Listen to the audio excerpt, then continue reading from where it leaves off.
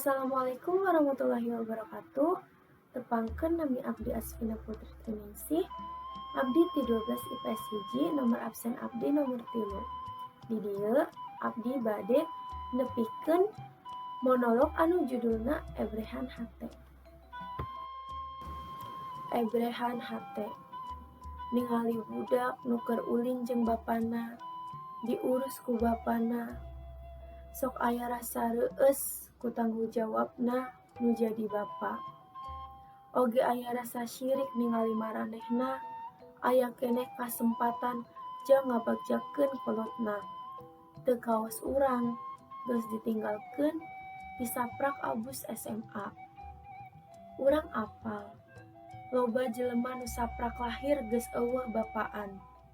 Atawa ti umurna leutik keneh ge bapana geus eueuh.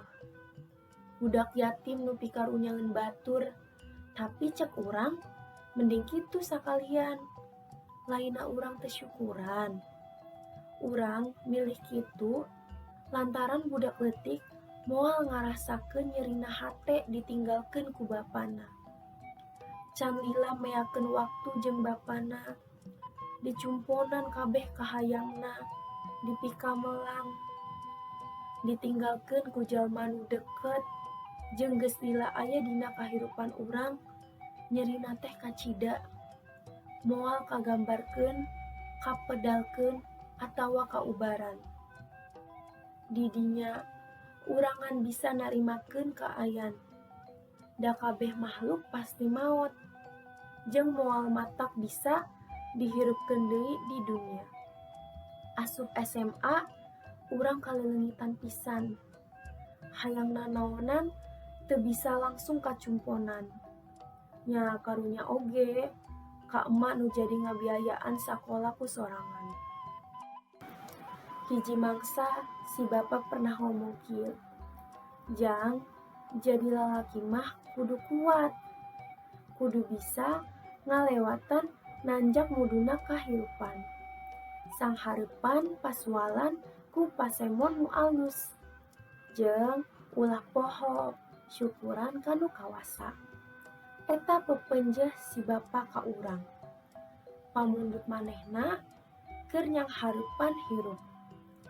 Ku kituna najan nyeuri, hese, jeung rarasaan lianna.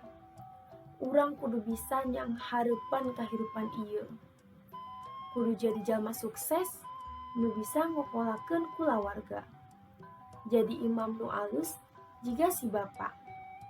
Ngan hanjakal maot ti heula. Ti dinya urang boga pamadegan. Kudu ngabagjakeun si emak. Meh si bapa bangga ningali urang. Budakna jadi jalma bener leuwih ti manehna. Matak sok keheul mun ningali budak ngalalaworakeun diajar. Teu apal hesena kolot neangan duit, wani uniko ngalakukeun pagawean nu teu penting. Loba bobogohan, sagala diasaan. Padahal mah meungpeung kolot duanana aya keneh. Bisa keneh ngabagjakeun kolotna. Da kolot mah tara menta nanaon.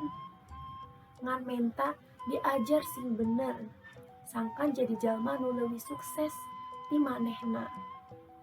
Ngan kitu gampang sabenerna mah jadi budak teh.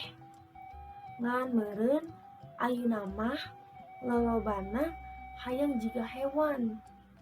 Hirup kurahardolin. Geus lila mah paeh we eueuh mangpaatna.